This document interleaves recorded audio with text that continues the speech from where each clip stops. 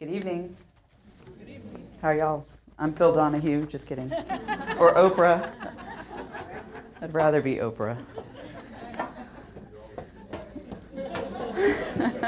But actually, my name is Melinda Maynor-Lowry. I'm the director of the Center for the Study of the American South. Our center seeks to nurture rigorous scholarship, critical conversations, and creative expressions for a diverse and changing South, which is just what we have tonight. Thank you all for taking the time to join us this evening and for this important discussion at this particular time. We're grateful to the co-sponsors of tonight's program, the Carolina Women's Center, UNC's Department of History, the Department of Women's and Gender Studies, and especially the Chapel Hill Public Library. Round of applause for this incredible space and the incredible public service that you do. Tonight we have what we call a Hutchins Conversation, and the Hutchins Conversations are among our center's best known programs. They're made possible by the Hutchins Family Foundation, and this lecture series commemorates the lives of two remarkable North Carolinians, James and Marguerite Hutchins, who traveled the world, fought world hunger, and cared deeply about the future of the American South. So to tonight's topic, in the past few years we've seen an alarming rise in white supremacist groups. We stand just over a year out from the events in Charlottesville, which ignited debates over white supremacy in national discourse. Closer to home, the fraught conversations about Silent Sam and whose history it represents continue to swirl. Many of these discussions describe white supremacy as a campaign led by white men. We will hear in this conversation tonight that historically white women have also been key actors in enforcing the structures of segregationist politics. We feel it's necessary to have the full historical context for how we've arrived at this cultural moment in order to create solutions to move forward. Tonight, we're honored to host Elizabeth McCrae. Dr. McCrae received her PhD from the University of Georgia, and she serves as Associate Professor of History at Western Carolina University. Her book, Mothers of Massive Resistance, was published by Oxford University Press earlier this year. And then our interlocutor for tonight's conversation is Catherine Mellon Charon. Dr. Charon received her PhD from Yale. She now serves as an Associate Professor of History at North Carolina State University, where she was recently named as an outstanding undergraduate professor. Her book, Freedom's Teacher, The Life of Septima Clark, was published by UNC Press in 2009. We're going to be live tweeting, so even though Molly told you about the phones, sorry, you can just keep them on silent if you'd like to follow us along on Twitter or tweet your own observations about the conversation. We're using this hashtag on the screen, Roots of Racism. Our account is at UNC South, and if you see me over here tapping on my phone, I'm not checking email, I'm tweeting, I promise. So this talk is also being recorded, and it will be released in the coming days, and we hope you'll share it with those who could not be here tonight, who otherwise might, benefit from the conversation. So thank you, and I'm going to let Kat and Libby begin.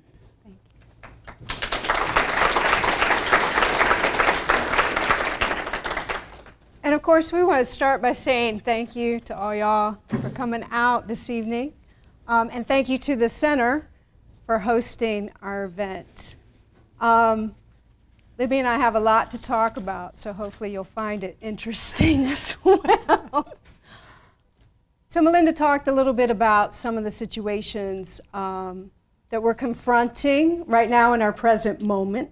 I think many people feel like our nation is facing many challenges. And I think one of those challenges is that white supremacy, which had so long, since the civil rights movement, operated kind of less visibly, is now wide out in the open. And it's a visible political strategy in a way it hasn't been in several decades. Now, I'm not saying it hasn't been a political strategy. I'm talking about the visibility of it. In our state, if we think about it, we're concerned about public education and support for school teachers. We're also concerned about resegregation in our public schools. We're concerned about gerrymandering and voter suppression in our state right now. And we all know of the court ruling that declared the aim of the recent gerrymandering to eliminate the African-American vote, quote, with surgical precision, end quote. And on a more personal note, your daughter, Katie, arrived as a freshman just a few days before the toppling of Silent Sam. And this event reveals so starkly the stakes of history and how we remember it and teach it. I think your work provides a longer view that helps to explain and clarify our present moment and brings particular attention to ordinary white people and white women and their roles in shaping it. So not people that we think of as extremists, but just ordinary, everyday folks. But I was hoping we could start by my asking you how you got interested in this topic. Well, it was a long time ago. But I think a combination of how we're interested in most topics, which is some personal experience and then hopefully some historical training that taught me to ask the right questions.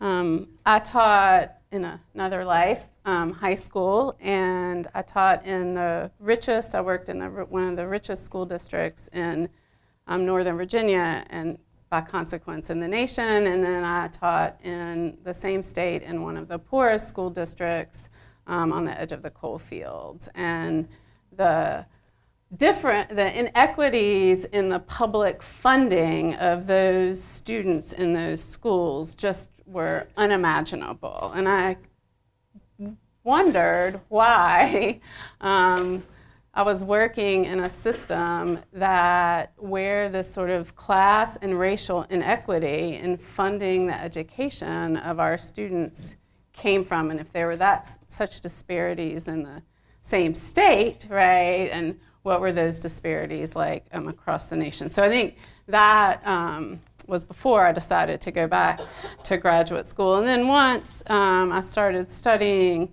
history, I was curious, and this built on what became Jacqueline Hall's seminal article on the long civil rights movement. Why did it have to be so long? Right? Like, what seems kind of the outcomes that we would want? Why did it take so long? And undergirding that was sort of my interest in how systems of inequality are sustained and shaped and reproduced. And that question came with, I had a few suspicions about how we had told that story, and that the white supremacist political project and the Jim Crow order that sustained it was not simply sustained by elected officials, by some violence and boatloads of legislation, that I didn't think that it could be reproduced generation after generation, as complicated and as broad as that effort was, just imposed from the top down. So I suspected that there must be local people in local communities that shape that. And if you go to local communities and you look so often at who's doing the work, right? There's people talking and there's people working, and often the people working in the churches and in the schools and in the civic organizations are women working behind the scenes. And so that sort of helped frame my investigation. And then this was accompanied too by important work about Black women in the civil rights movement, your work on Septima, work on Ella Baker, Fannie Lou Hamer, that revealed that African-American women had been working in these foundational grassroots ways in local communities generation after generation. And so if they were doing that, right, was there a sort of who was frustrating their efforts. And finally, and this may be the truest answer of them all, is an email that Jacqueline Hall wrote a long time ago to Bryant Simon and suggested that I take a long chronological look at conservative white Southern women. And I've made a lot of mistakes along the way, but following that advice was not, I did that, and that was good. So that's sort of the genesis of this work. So the title of the book, Mothers of Massive Resistance, certainly suggestive, right? And I want to get into that in a little bit. But can you tell us, to start with, what is massive resistance and how your work changes how we think about massive resistance? So often, massive resistance is the period after the Brown decision, right, where visible white resistance to the desegregation of schools, to the kind of classic phase of the civil rights movement manifested itself. And, you know, I mean, we can argue about this, but generally it starts after Brown and ends with the Civil Rights Act and the Voting Rights Act. So again, it becomes episodic, right? And all of a sudden, the people that were protesting, right, sort of dissipate in our historical view after 1964, 65, not completely. And then this idea that they arose sort of whole cloth at the moment that the Brown decision was handed down. And most of the prominent actors in this, generally, right, have been the George Wallaces of the world, the Ross Barnetts of, I mean, right, there's a whole list, the Ross Barnetts of the world. I mean, we could put Luther Hodges from North Carolina in there, that there's been a gamut of sort of male elected officials, and then you get sort of a good dose of violence from what is normally couched as a white working class. Right? So those two things have shaped massive resistance. And I think that that framing of white resistance to the Black freedom struggle and to the quest for equality in general is problematic. So I think my work would suggest that, first of all, what we called massive resistance was really a moment in the long, massive support for white supremacist politics, and that what had changed after '54 was no longer could segregationists in the South or elsewhere deny the fact of African-American organized resistance that had been around but could no longer be ignored after 1954. And so I think, one, massive resistance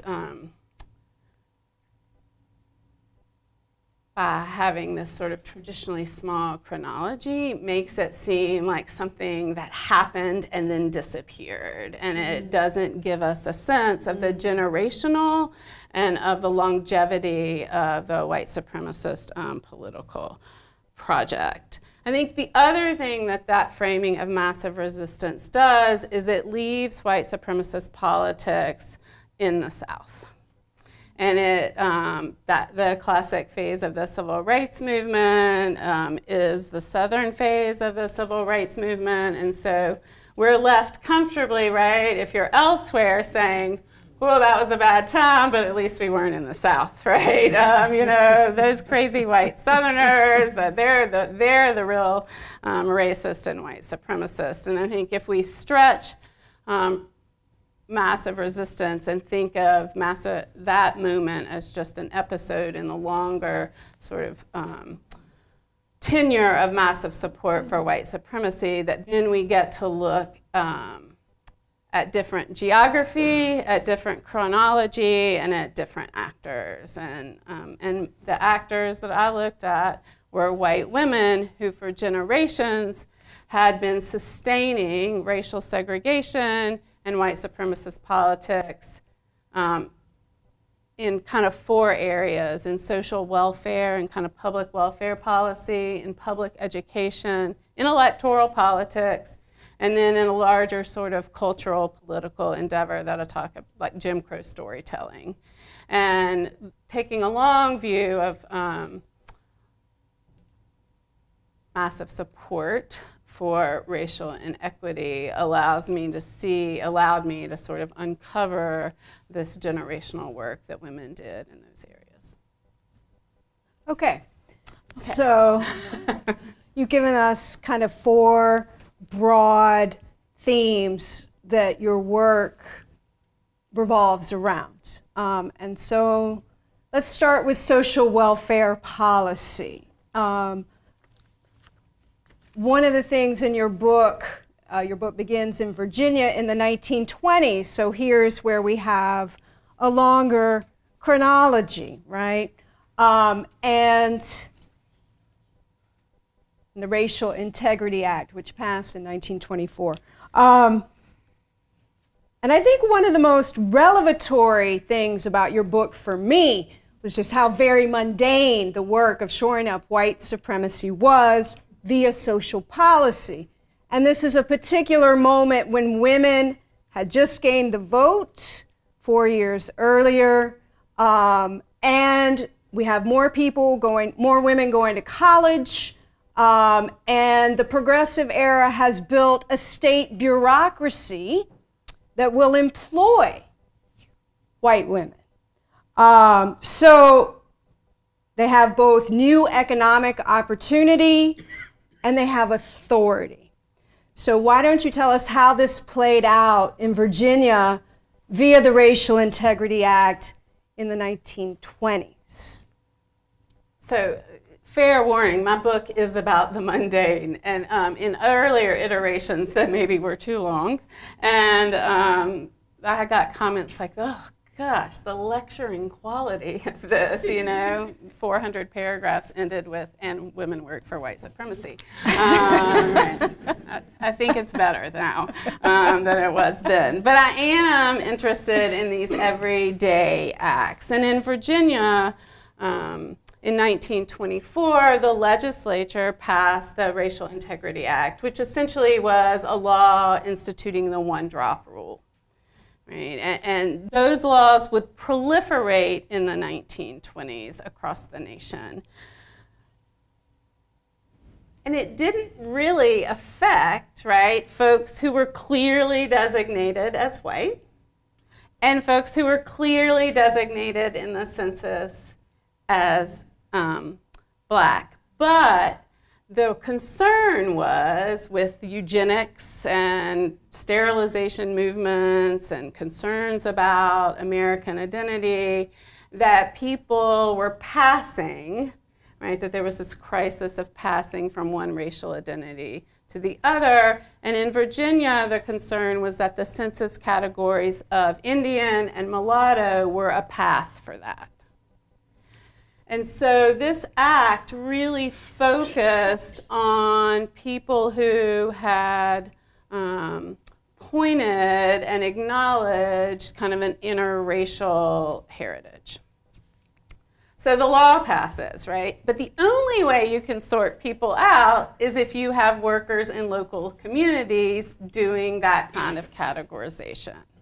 And if we think about the jobs that would be intimate enough for you to determine someone's racial identity, they were jobs that both that women had historically had and new jobs that had opened up with the progressive era kind of bureaucracy. So midwives now had to turn in these cards, right, where they listed the birth and color of the babies they delivered.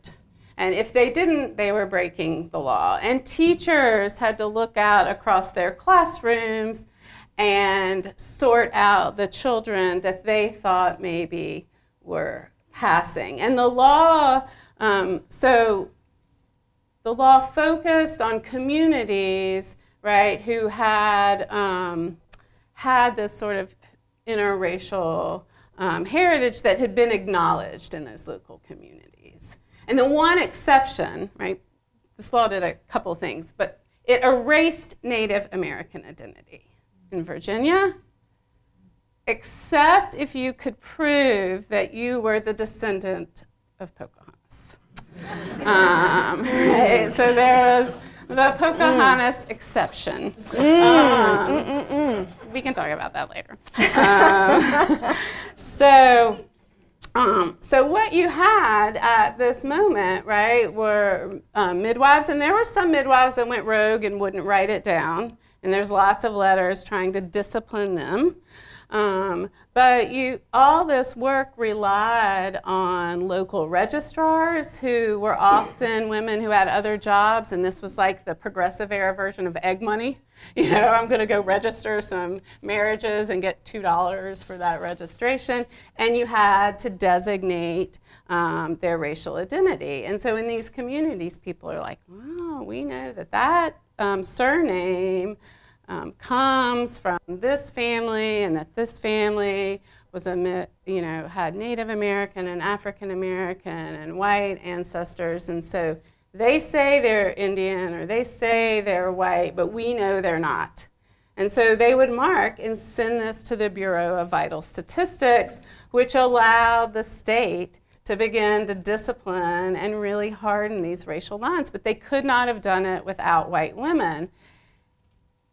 And I don't know that all the white women were like, yay, white supremacy, right? We're going to draw the Jim Crow color line. Some social work students at Sweetbriar, and I think I have a slide of some of them, right? We're told by go to the next one, please.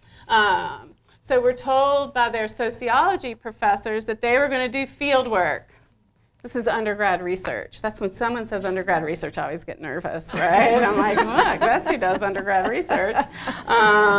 So these social work students were hired and trained by the Eugenics Research Center, which was in New York, to go out and catalog, right, the folks that lived in Amherst and Rockbridge County that were part of what became known as the Winn Tribe, White, Indian, and Negro. It became the acronym. That was the acronym that outsiders imposed on them. And so these women go out and trained by their professors and trained by race scientists, and there were women doing this all over the country. They go out and catalog these folks, talk to teachers, describe their racial heritage, and it wasn't scientific, but it was powerful. So even in the 1980s, you have letters of folks that were sorted out by these college students, writing saying, I need my family's birth certificates changed, right? That they denied this identity, and you know, they were doing what their professors told them to do, right? And what like smart people had said you had to do to be a good social worker. And so, but it doesn't matter what their intent was. Their work produced and hardened the hardened the color line. And it couldn't have happened. In this place in particular, it could not have happened without white women participating in this sort of cartography of race. Wow. Okay. Did the people whose identity was challenged fight back?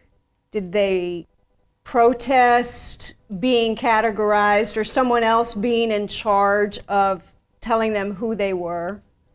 Did they have much recourse at all? I mean, like, what could they do? Right, the Jim Crow state is a powerful state, right? And it's getting more powerful all because the time. Of this, right? A lot leave and go to Maryland. So if you've read Toni Morrison's Song of Solomon, Jake and Sing, I think, come from this area, right? That story mimics the story. And she had done a lot of work on the Racial Integrity Act when she compiled the Black Book.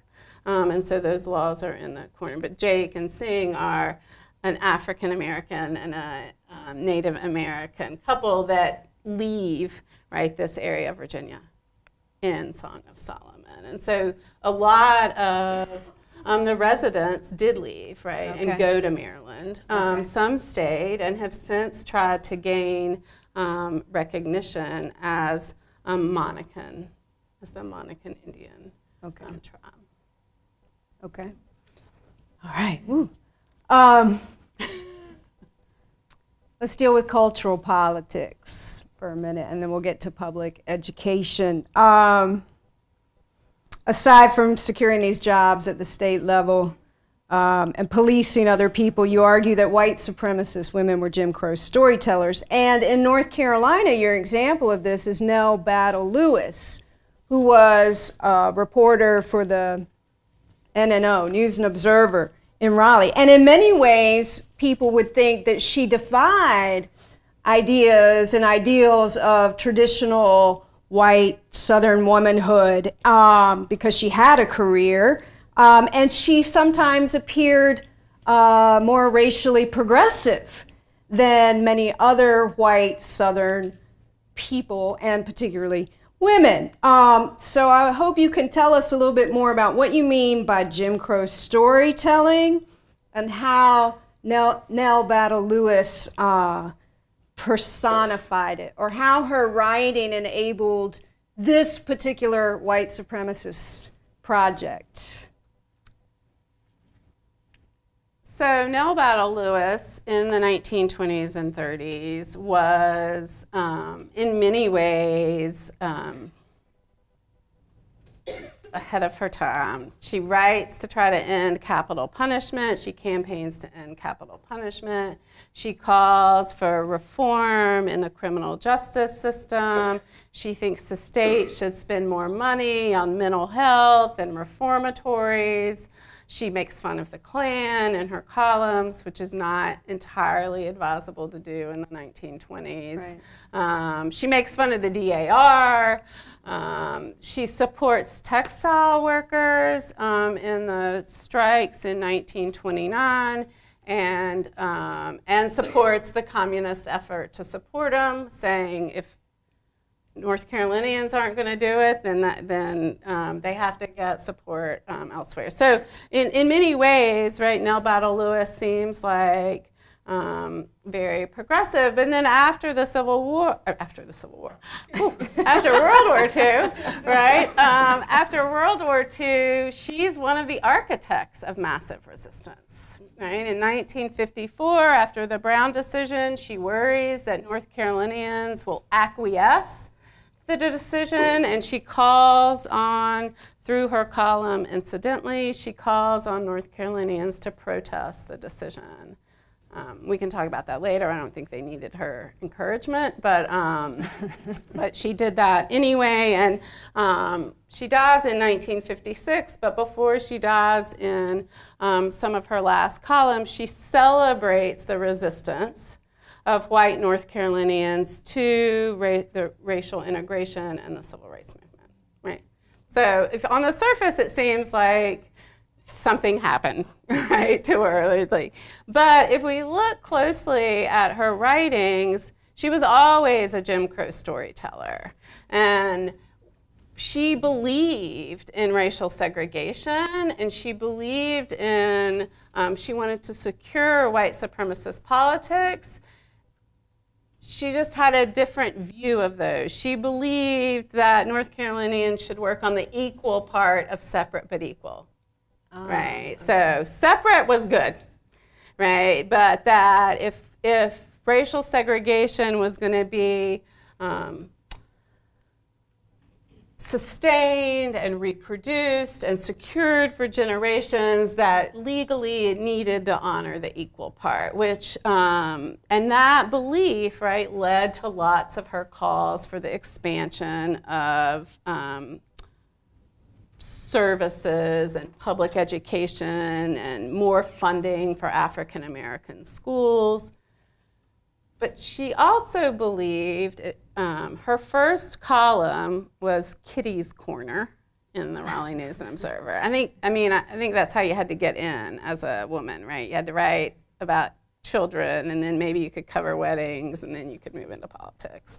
Maybe that didn't happen to everybody, but it happened to a lot of the women that I looked at. And in her first column, she creates a cartoon that is really a minstrel-like cartoon of African-American men and a possum, and she writes in dialect, and over, right, she asserts that there's a particular place for African Americans, but that place is seeking the advice and expertise of enlightened white North Carolinians like herself. And so as long as she writes tributes to mammies in her column, she reviews performances by Shaw University students, and she congratulates them when they sing Negro spirituals and condemns them when they produce Shakespeare for performing a play in their adopted language. And this is right in the 20s and 30s, and so it's not, if you look at that strand of her writing, it's not that far afield to see that once Black North Carolinians decided to take the helm, right, or no longer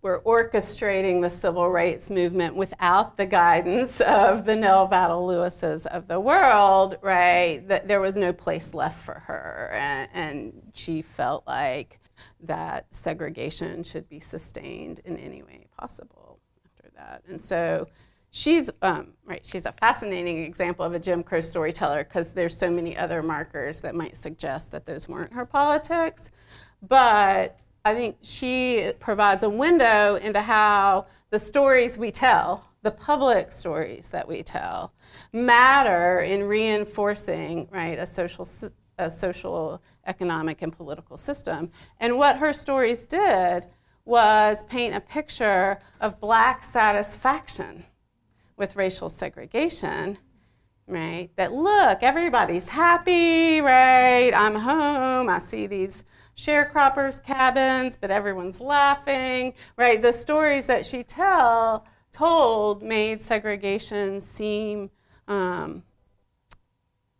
natural, even though she's telling them to make sure people like keep sustaining it, right? That's the great irony. You tell these stories so that it looks like everybody's content, but you're telling them, right, so that everyone will shore up the system and believe that's sort of the way to be. I don't know, what does that mean? That makes perfect sense. It helps normalize it every day and kind of educates her readership in a particular point of view as well.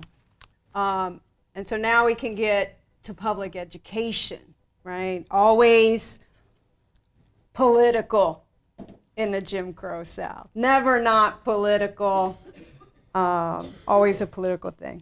And so we know that education is generally considered women's work, and we know that white women's involvement in everyday school issues proves so critical to the preservation of this segregated citizenship, right, or Jim Crow citizenship. So what do you think are some of the important ways that white women, segregationist white women, shaped public education? Well, they win the textbook war, and they win it early, and they win it for a long time. And this, too, is an irony of sort of the progressive era state building, is that there was a state centralization of some education policies, and the South, ironically, embraced statewide textbook selection committees before any other region in the country. I know this seems really wonky, right? But I'll be quick. So this means that publishers respond. They want the South's contracts because it's a statewide contract, not a county by county contract.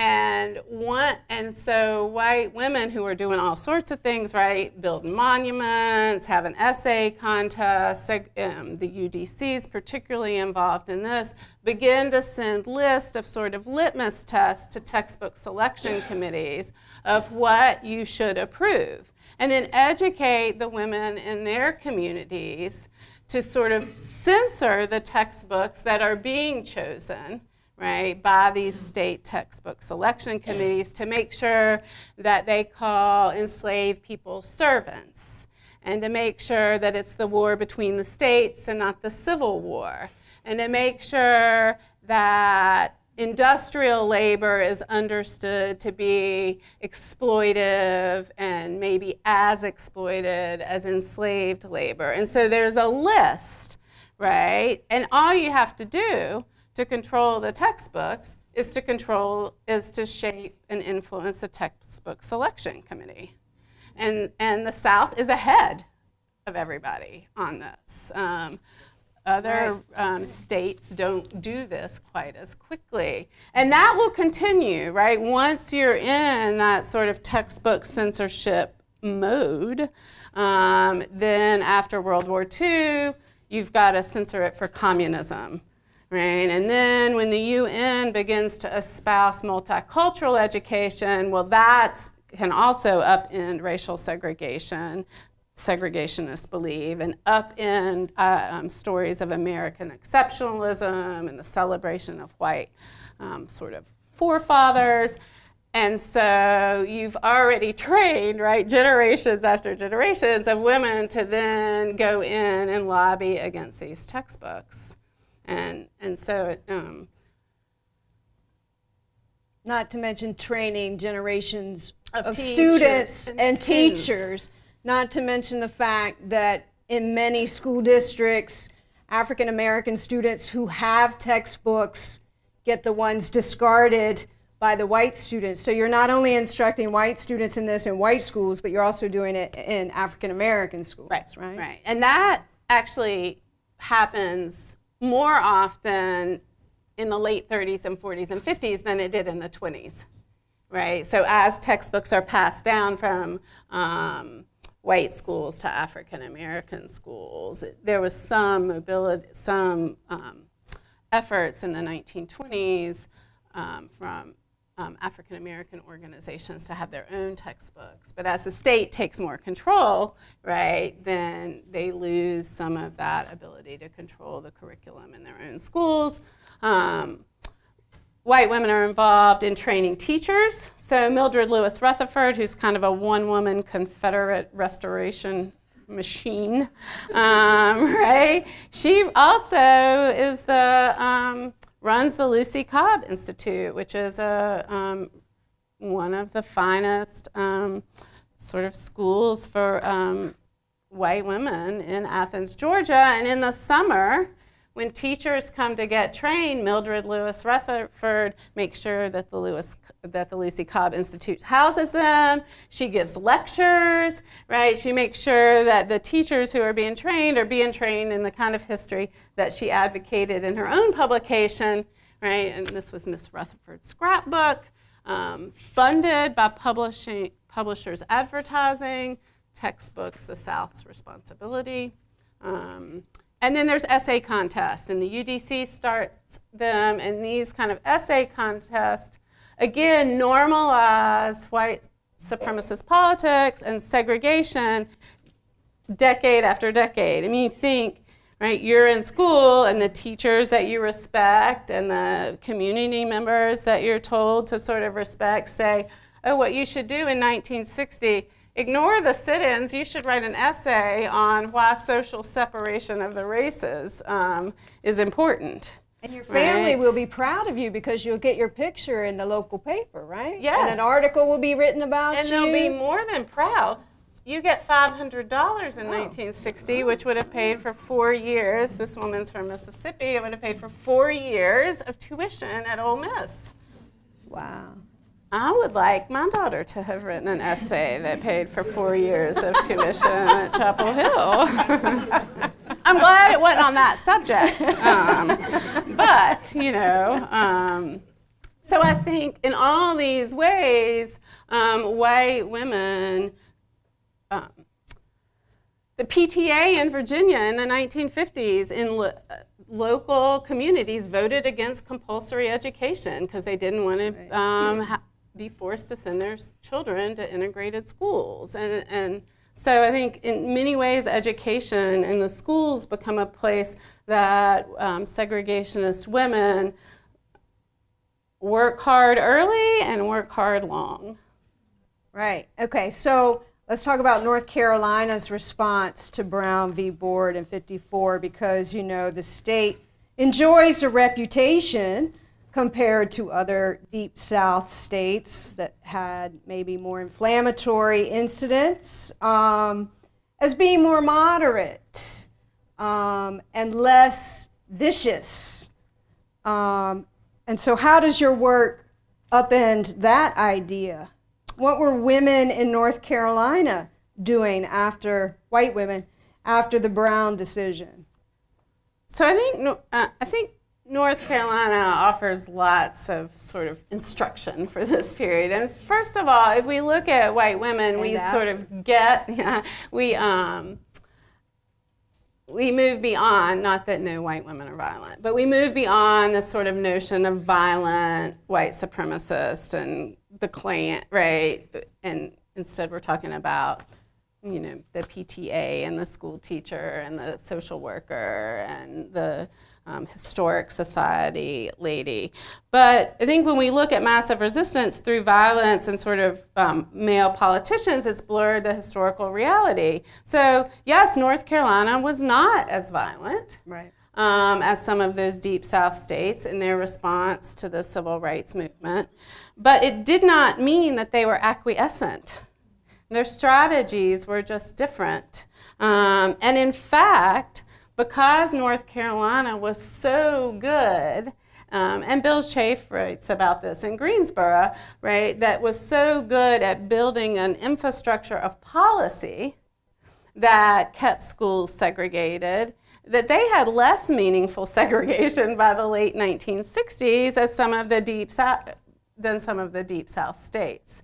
And then I think there's also this notion that sort of that these rabid, you know, the George Wallaces of the world rev up the base, right? And then they begin to protest. But in the aftermath of Brown, in the first 3 months, and the first petitions came in 2 days after the Brown decision, 80,000 white North Carolinians signed petitions that agreed to end public schooling if the schools were going to be integrated.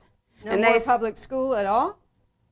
If the choice was to be integrated or not, 80,000 said they were willing to give up. Just wanted to clarify. Yes. Okay. Right, and it goes from Burgall to Clyde, right? It covers the state.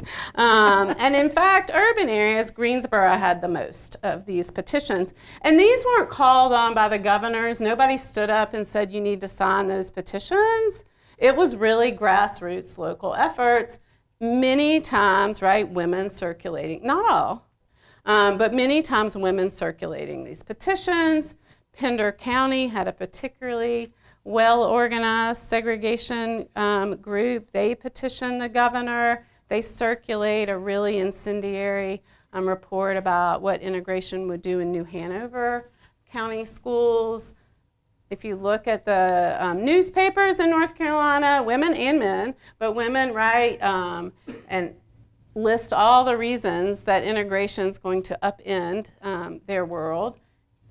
Teenagers, right, and say, we know better, right? We know better than to go to integrated schools, espousing the lessons that they have learned, right, and the generations that they have been taught. And so I think if nothing else, North Carolina in this period should remind us to look at the outcomes of policy and the advocates of particular policy to determine, right, rather than the sort of whether it was violent or not, or whether it was newsworthy or not. And I think North Carolina,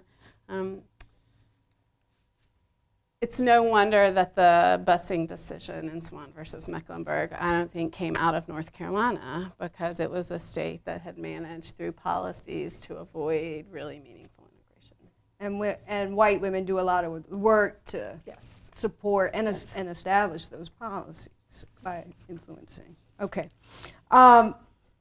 So policy kind of connects us into electoral politics as well. And the idea, I mean, it's in the title, Mothers of Massive Resistance. So motherhood plays an important role in your book. And I was wondering if you could tell us how these women understood motherhood and how they employed it in their politics. So I think motherhood's a critical political construct, right? And for segregationists, it functions as a strategy. And I'm not sure this is just true of segregationists, but that's who I'm talking about, right? It functions as a political strategy. It's a form of political protection, right? Like motherhood seems to be like, oh, I'm doing this because I'm a mother, gives you like some sort of moral pass maybe. And then it's also a call for action, right? So motherhood can be a reason to call people to action. And so in the Jim Crow South, it is racialized. There's just no motherhood as is freighted both with racial and class meanings. So what does it mean to be a good white mother?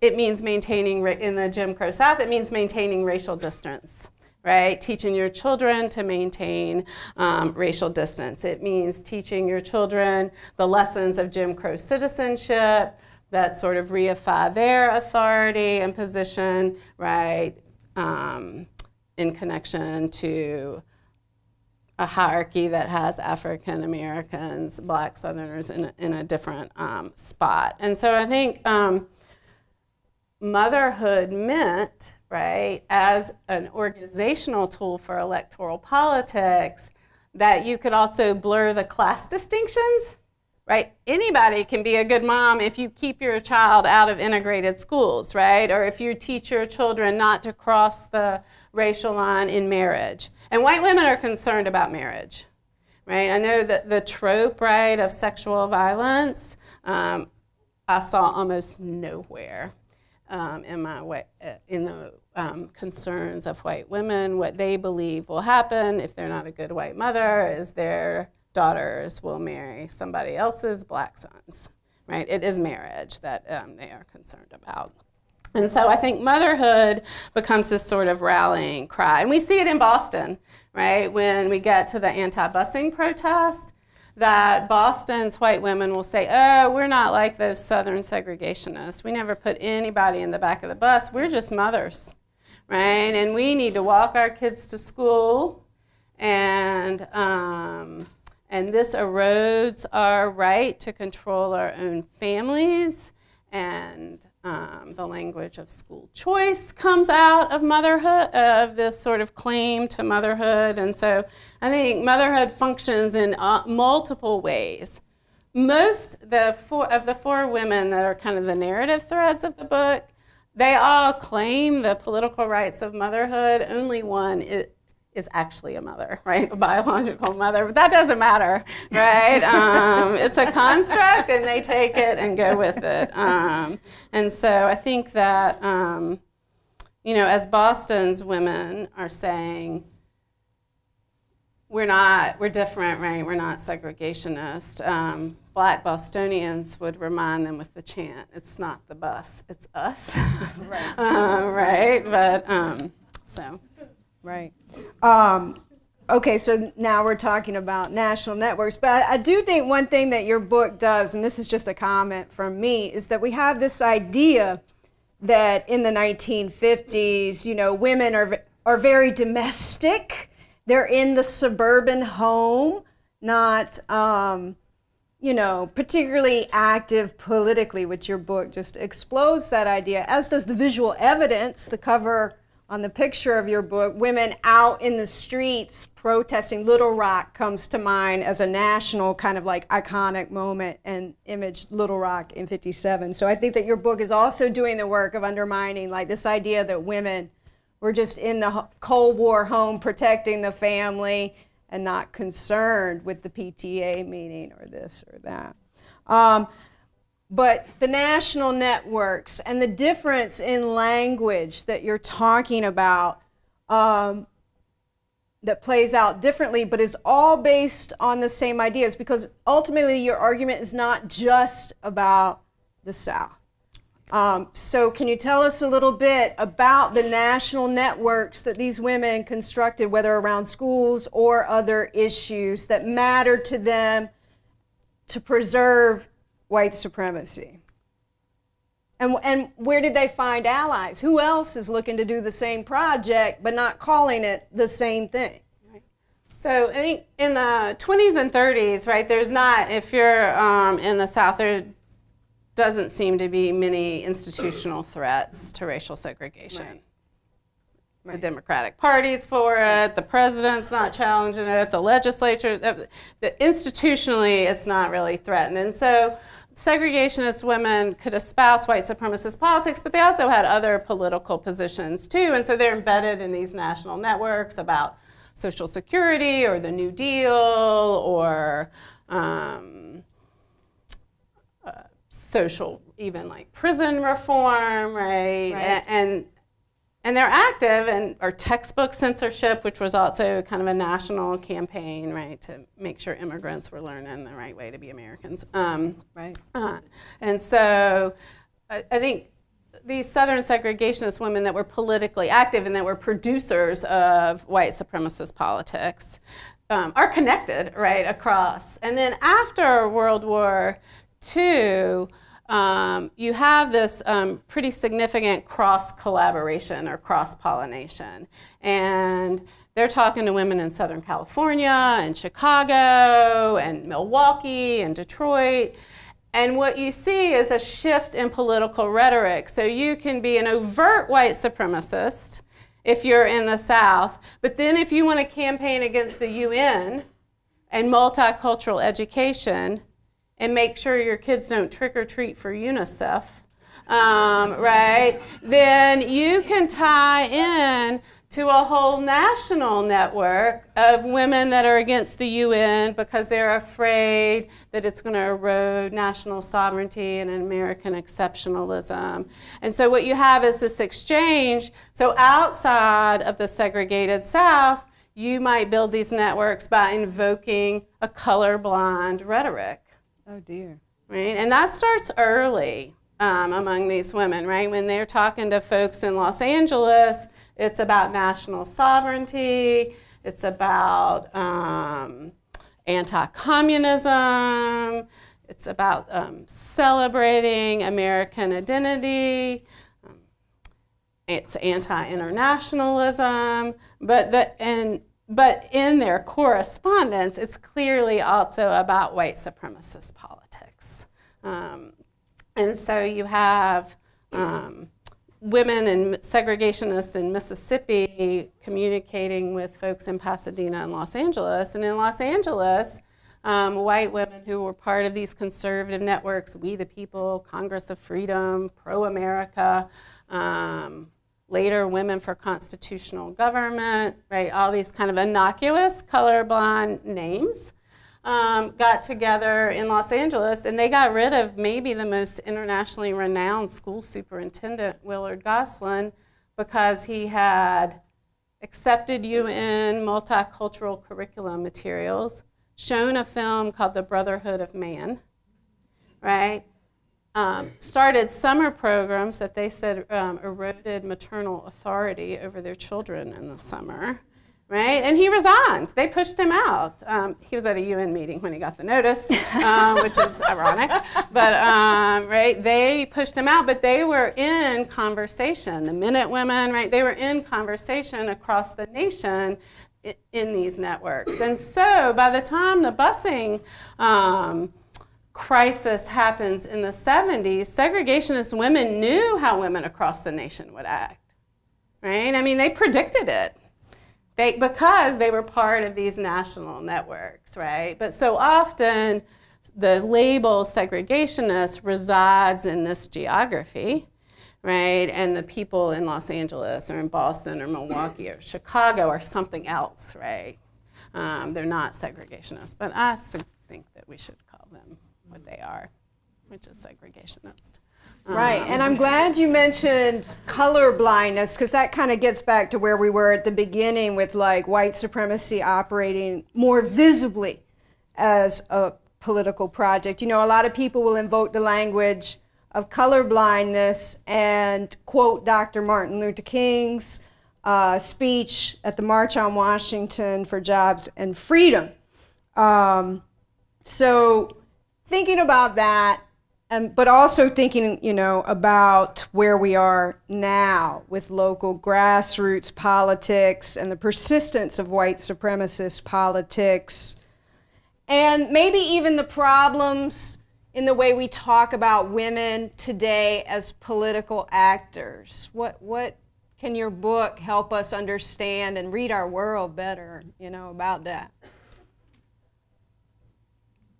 I just threw a lot at you. Okay. Okay. Yes, I'm going to wrap it up pretty quickly. Wrap it up. Yes. So I think that one thing the book might suggest is that there's so many places available for us to counter this kind of politics. If they're working in all these places or have worked in all these places, then those are also the places that we need to challenge this, right? Which opens up, you don't have to run, you don't have to be elected to be a governor, right, in order to sort of participate in, if you're interested in propagating a politics of equity, right, that you can do that because there's all these levels where it has been sustained outside of, not that electoral politics do not matter, because it does, right? But that even outside of electoral politics, there's places you can work. So you can work in your school system, you can work in your community to dislodge, right, this long history of sort of white supremacist politics. So I think that's the hopeful part. I think the other thing is,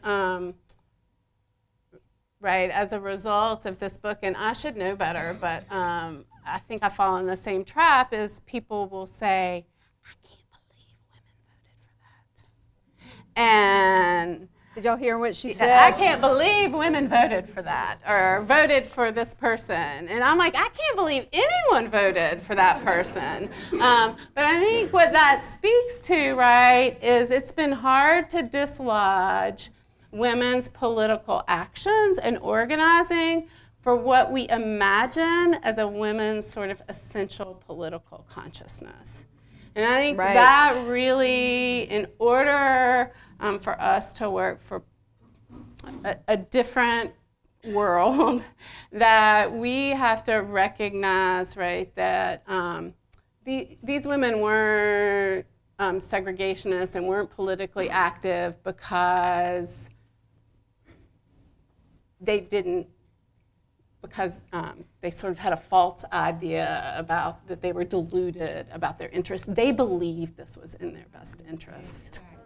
And so I think we need to unmoor ideas of sort of what women's political consciousness is. And that's hard to do, right? Because the way we talk about women in politics has so often, right? I mean, I think we make a lot of assumptions. Women to bring something else to the table, and they did, but not all women. I think we make a lot of assumptions about what women will do should they be elected to office, like somehow they'll be more compassionate or progressive. Right. They care about everybody's children. Right.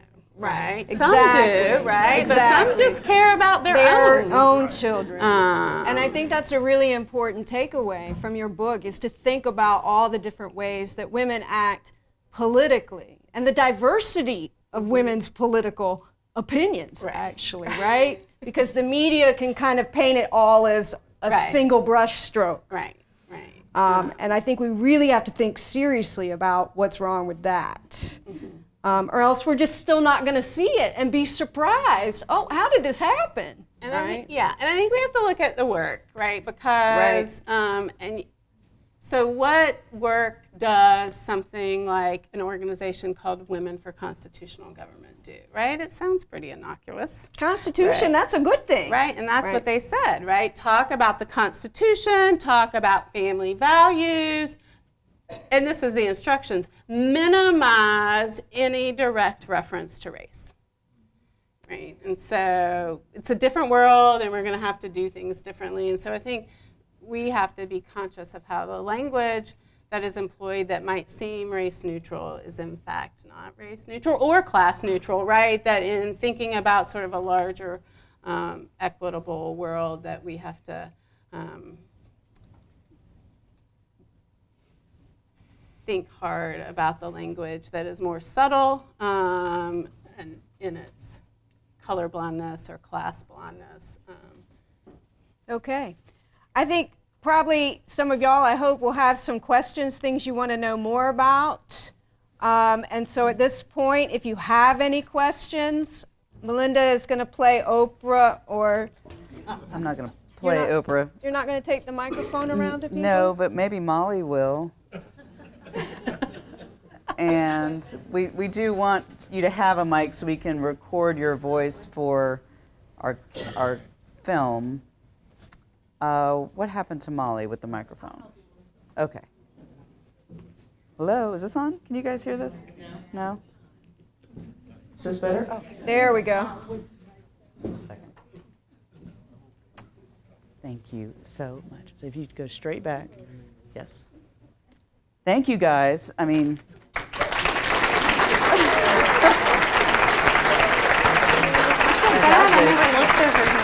Thank you so much. Thank you for doing this work. It's very important. And I appreciate your speech or your talking tonight. I was wondering, do you know of any history textbooks that you like approve? Like, is there somebody out there who's like writing good history textbooks? I'm sure that, yes, I think there are. I think textbooks matter less now than they did then, right? We have access to all sorts of resources now. In the 20s and 30s, teachers were like 3 months out, right, beyond their students. And so textbooks really carried this authority. So I don't know. I mean, I think I assign some good textbooks in my classes, but yeah, I wouldn't know a title to tell you. Okay. Molly's got a question back there, and then we have 2 more up here. Does your book address the role of white women in lynching?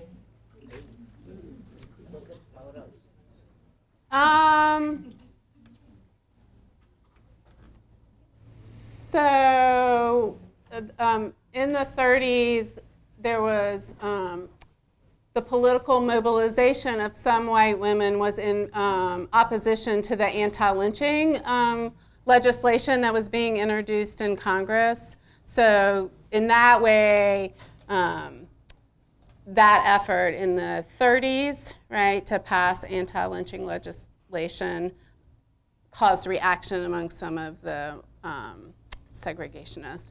I think the only other time that the book would address lynching is around the murder of Emmett Till. And so the segregationist women that I wrote about denied that it was Emmett Till's body, right? Denied the violence, that it was Emmett Till. Except oddly, this Mrs. Hugh Bell from Pender County, who like glibly said, you know, I'm going to work hard to prevent racial integration.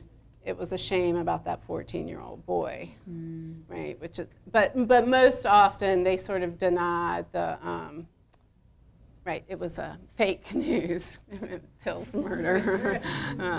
So. Thank you. Yes. Yeah. Thank you so much for giving this talk. I just wanted to start off with a quick comment and just say that I think it's dangerous to assume that white supremacy has not been visible prior in US history. I think it's always been visible. I think it was even visible during the Obama years, and so to centralize the moment that we're living in, I think it's very dangerous. I just want to had a question, particularly in regards to education. I'm just curious to know, because I've heard this theory that charter schools kind of became a way for segregation to gain momentum. So I'm just wondering if your book discusses that at all, or if you can speak to that question of charter schools. So one of the responses to the Brown decision, right, was to seek public money to serve exclusive publics in schools, which were charter schools, right? Like one of the reactions of segregationists was, give us public money, right, to fund our own kind of schools. And so yes, those were charter schools, and one of the calls was for charter schools to solve the sort of problem of racial integration. And so, yes, I think charter schools have a clear historical, the charter school movement has clear historical ties to this post-Brown moment. And that's some of the language of school choice came early out of this moment too, about, right, well, what we need as mothers is school choice, and what school choice meant was that I could send my child to a publicly funded school that remained segregated in some ways. I don't know, does that happen? So I think, well, good, because I might go on. So, so I think you've already answered to some extent the question. My question was related to the one that the gentleman asked. So I'm thinking about racial terror and its role in white supremacy historically.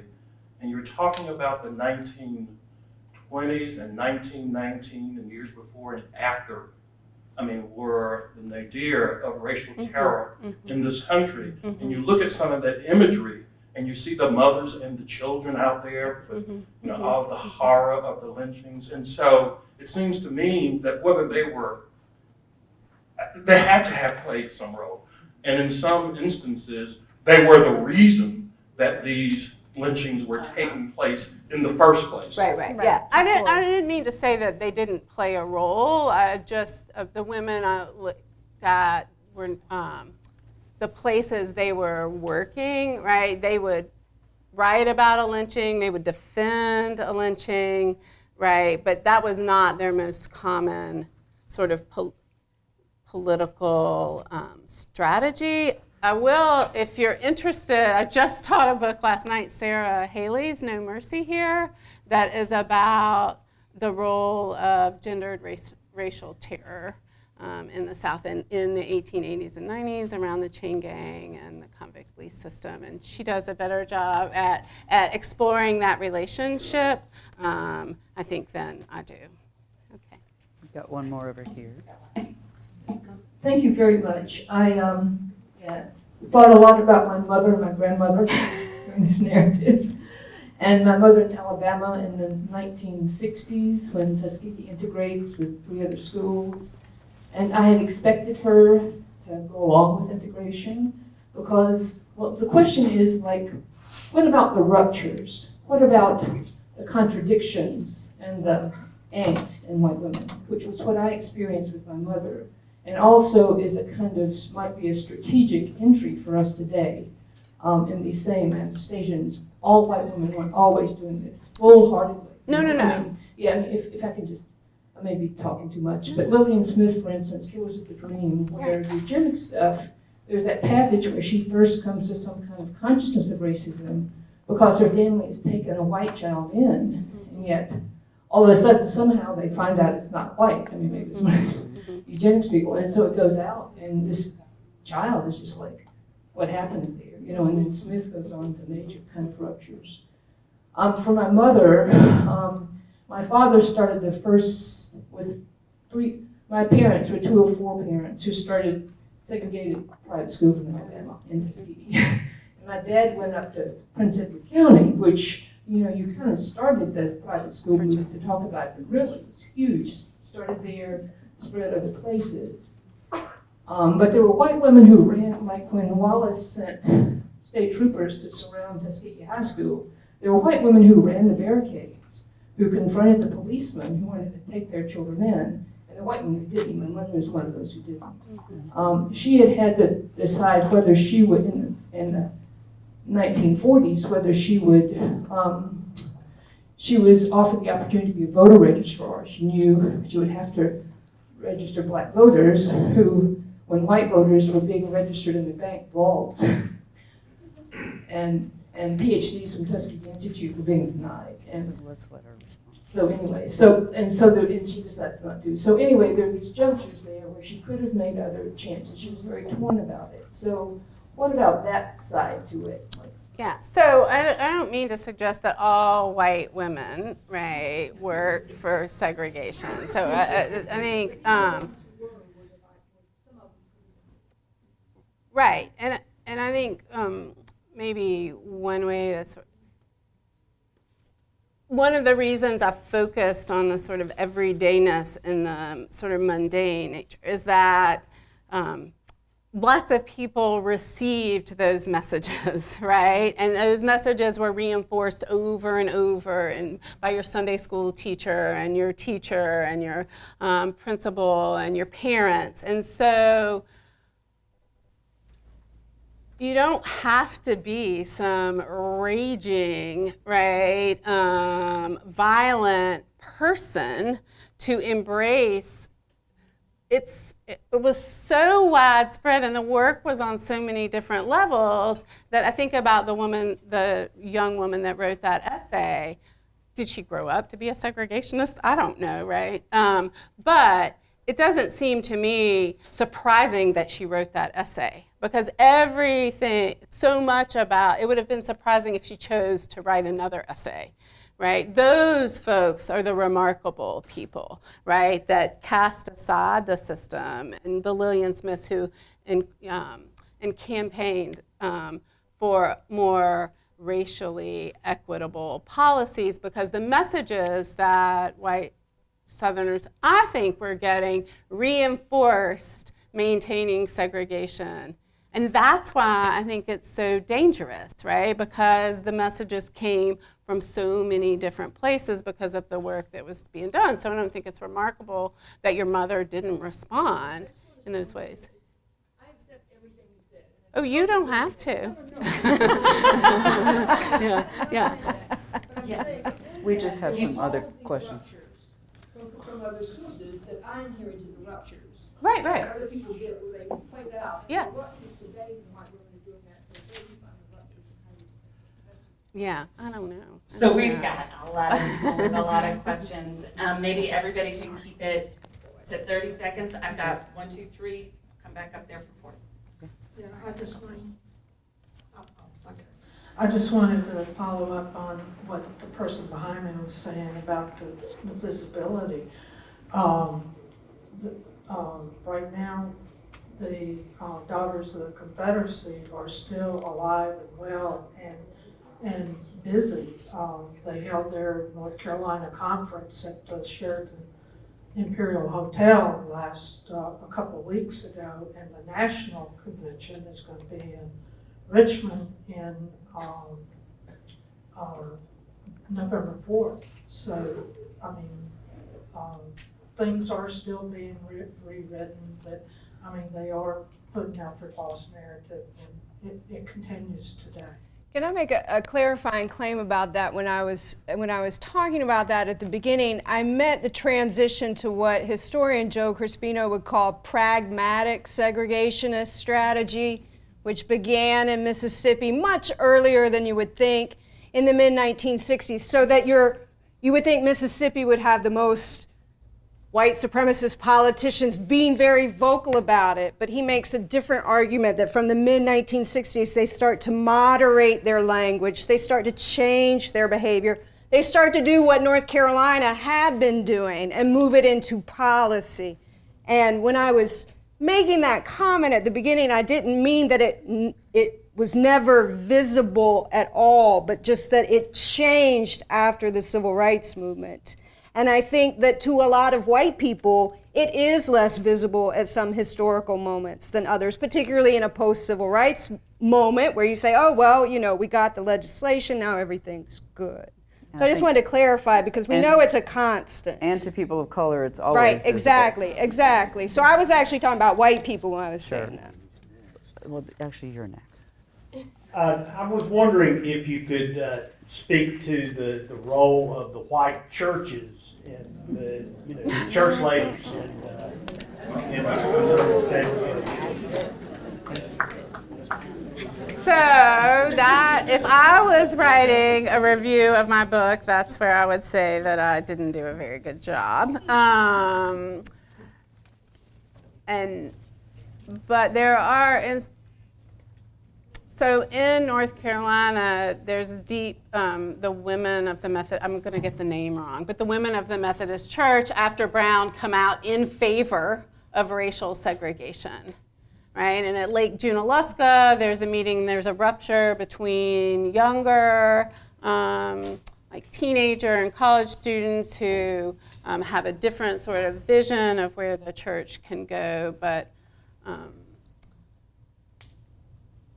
a lot of the women that I wrote about were religious, but felt like the churches were not sufficient enough in their support of racial segregation. But I think most, yeah, so that's all I'm going to say. Because I don't know enough to talk anymore about that.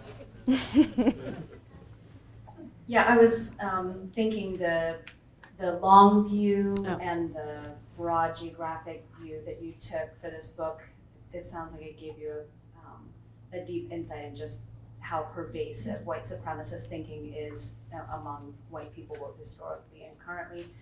And so, given the insight that you have from this lengthy, this breadth of study, I'm wondering if you have some particular pointers for those white folks of us in the room here, actual actions that we could take to help, how do we begin dismantling our thinking, kind of disconnecting from this stuff that is so pervasive and still with us in so many grassroots, seemingly innocuous, colorblind ways. So I think you don't want to be Nell Battle Lewis, right? So you want to listen, right? Like you want to listen to other people and not think that you have the solution. But that's true, right? I mean, that's true of any sort of political organizing,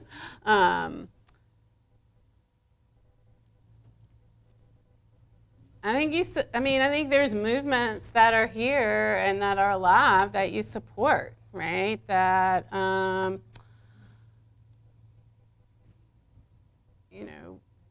depending on what your interest is, whether it's to dismantle mass incarceration, that you find that organizations are doing that, whether it's to achieve equity through labor policies or supporting, right, workers' rights and workers' organizations. If it's, the public schools are of particular interest to me, and they're under attack. And so if you want to support public education, right, even though it's fraught, right, it's not perfect, but it is that the war waged against public education, I think, is dangerous.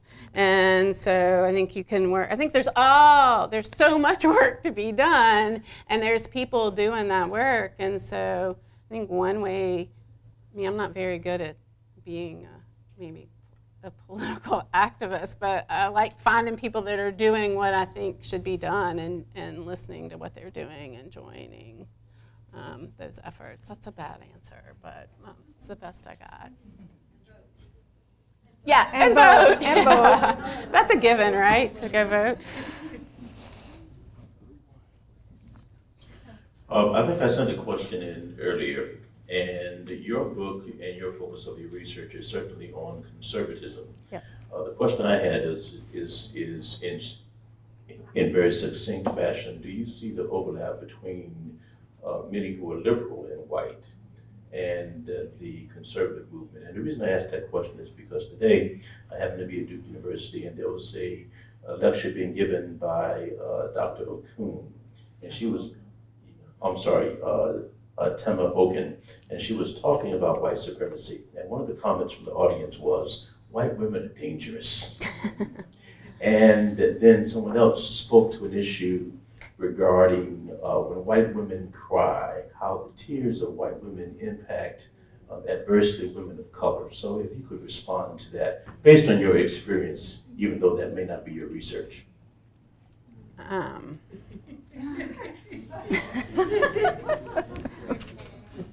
So, I would have to think. I think there's a lot of scholarship, right, that shows the fault lines around race and class of liberal white women's movements. And I would point you to that scholarship to sort of answer that question. So I would be hesitant, I think, to say all white women are dangerous. In certain contexts, right? Perhaps all white women can be dangerous, but I do think, right, political organizing and political coalition building is difficult work, and often it's freighted with the same hierarchies and the same inequities that the larger society that it's trying to sort of counter is. And so I think it's no surprise that, like, white liberal women and political activism sometimes has been framed with those similar problems. Yeah, maybe I'll talk to you about the tier thing later. Yeah. Talking about the construct of whiteness as sometimes motivating for white women, regardless of one's political sympathies, is one entry point into that. You addressed it earlier, I mean, as it relates to women voting in their own interest. Mm-hmm. And I think whiteness is kind of a problem for everyody. Yeah, yeah. Just not just women, right? Not just women. Yeah. And a problem for white people too. So something that I thought of while you were talking about white motherhood and this kind of like home life thing and like protecting that. I was also thinking about like minding your P's and Q's and like manners and thinking about not talking politics or religion. And I think among white women, and something that I've experienced is that was how I was taught when I was younger. And that means that you don't talk about what you believe in or the people that you support, the people that you talk to, the things you hear, the things you learn through listening. And I think that's a problem I've had with happen to be around white women who, well, at least we agree with each other except for a few. And I think that's the biggest thing is that in this 53%, the 53% of white women, it seems that for me the 2016 election was white women as a political identity. And I guess my question is, do you think that white women, there was a consciousness about white women as a political identity prior to this? Because we're all of a sudden talking about 53% of white women. And I think white women just stood in for white women before this. And now we're actually talking about different kinds of feminism. Thank you. So I don't know if this is going to answer your question, but right, the power of whiteness and the power of race in the Jim Crow South meant, right, that woman could stand in, right? Nobody said, oh, I'm a white mother, right? They're just a mother. But whiteness defined that meaning, right? And in many ways, think back to the school choice, when segregationist women are talking about school choice, they're talking about school choice for white women. They're not interested or even recognizing school choice for other women, right? And so I think part of the power of the system of racial segregation and white supremacist politics is it makes, you don't have to just put white before the noun, right? And I do think, in 2016 we had statistics about white women, right, and their votes.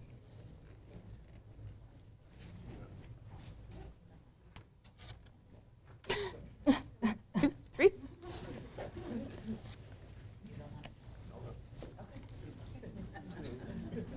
I have a comment and a question.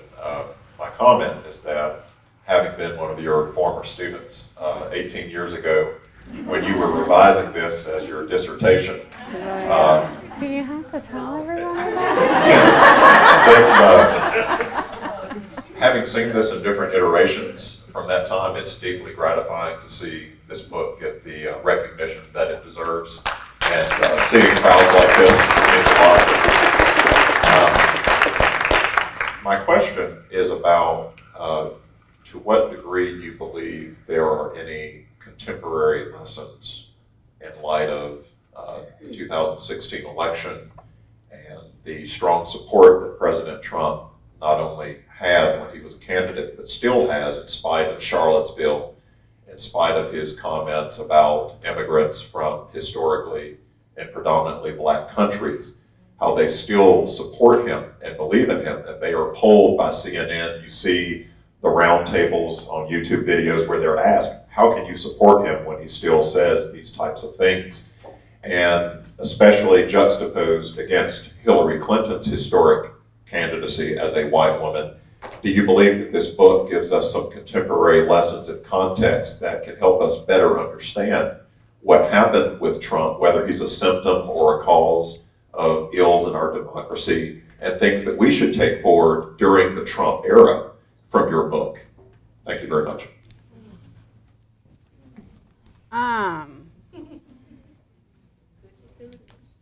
So, I mean, I do think that my book speaks to sort of the persistence of a white supremacist politics.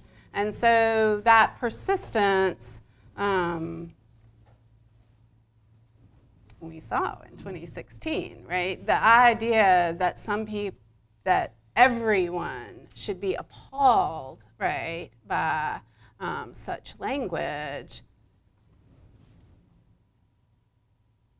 is like a moral position, but historically, I mean, there's a lot. White supremacist politics has remained powerful, and it's shape-shifting, right? And it's not the same in 1920 as it is in 1950 as it is in 1980 and 2016. And so I think that's the other thing that sort of short time frame of massive resistance did, is it gave us a brand, right, of segregationist politics that had limited explanatory power. And so my book cannot explain Trump, I don't think. But I do think that it should suggest, right, that there's been this persistent politics and that we need to be aware of how it shapes. And Ibram X. Kendi's book, Stamped from the Beginning, where he talks about the development of both a language of equality, and that language is sophisticated, but along with that is the maturation and the sophistication and evolution of a language of white supremacy too. And so I think we have to be astute enough to recognize that and call it out. You know, fortunately, my book stopped in '75, but I think that even in that era from 1920 to 1975, you can see those shifts, and that should suggest that we need to be conscious of those shifts today. We're going to have one last question. Get mine in, thanks. I want to say thanks for the work, and also I look forward to reading the book, but I want to hear a little bit about your methodology and how you decided on the methodology. What parts of the South did you focus on? You also mentioned Boston. Can you say a little bit about how Boston got there? Right. And then were they all primary sources or secondary sources? And then I'd love to hear you talk a little bit about what you found surprising in the results. Okay. So methodologically, I started out with 3 women who wrote columns for their newspaper. So I started out with Nell Battle Lewis, who wrote a weekly column in the RNO for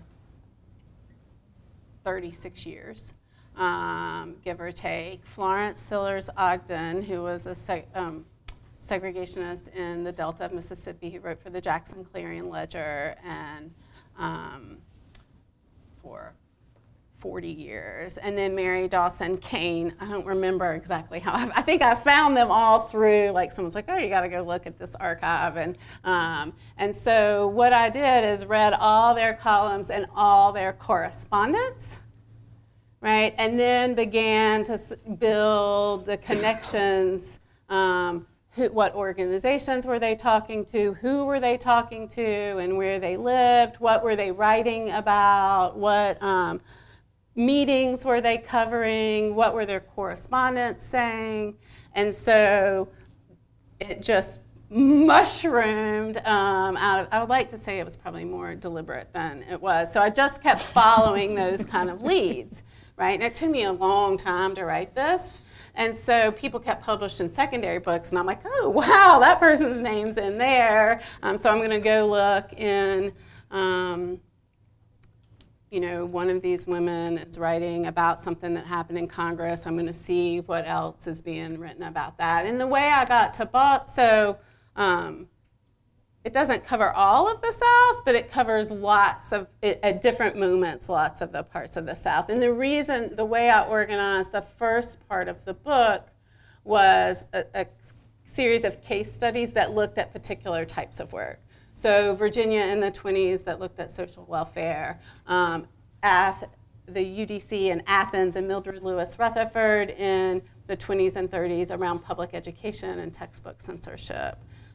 Then I looked at electoral politics, and I took women from Charleston and Mississippi, so kind of the ends of the Black Belt, right, and the states that had the most big D Democratic politics, like people voted 96% for the Democratic Party, like the states that had, so I looked at women working in those states. And then the last chapter of that first section, right, which gets us to World War II, was about Jim Crow storytelling, and that was Nell Battle Lewis, right? So it was organized to look at that kind of work. And then after World War II, each chapter was organized around what the new threat to white supremacy was, right? So the Democratic Party and Eleanor Roosevelt, the United Nations and internationalism and post-colonialism, mass black activism after the Brown decision.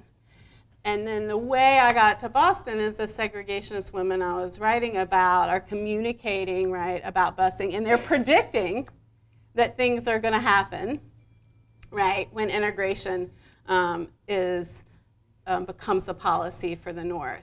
And when I started reading the books about busing, everyone explained those white women as not segregationist. Right? And I'm like, what? I went to the archives and read the letters to Judge Garrity, who had issued the decision in Boston.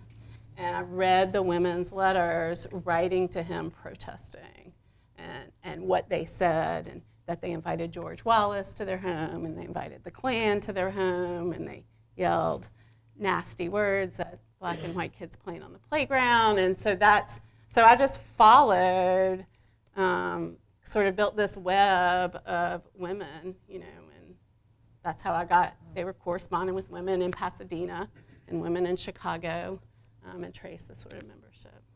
And what surprised you? That was her last question, right? What surprised me?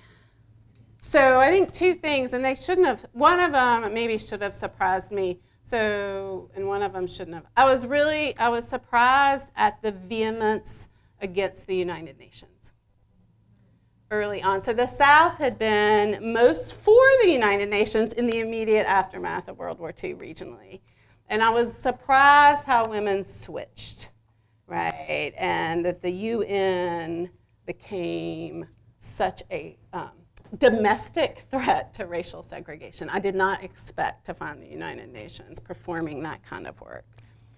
And the other thing that surprised me, and this might have been out of ignorance too, but I think it speaks to the two gentlemen's question, that when I thought about what I had read about the Jim Crow South, that the fear of white women being raped by black men was this like prominent fear, right? That undergirded or explained or was the justification for racial violence. But when I looked at white women, what they worried about was not sexual violence, it was marriage. Right. It was marriage. Like, they worried about interracial marriage. And maybe all the people I looked at, well, that's not, right. That was their concern, right, was about marriage. And that's, given all the attention, right, and all the things I'd read about lynching, and really important, I was surprised that the concern was love and marriage.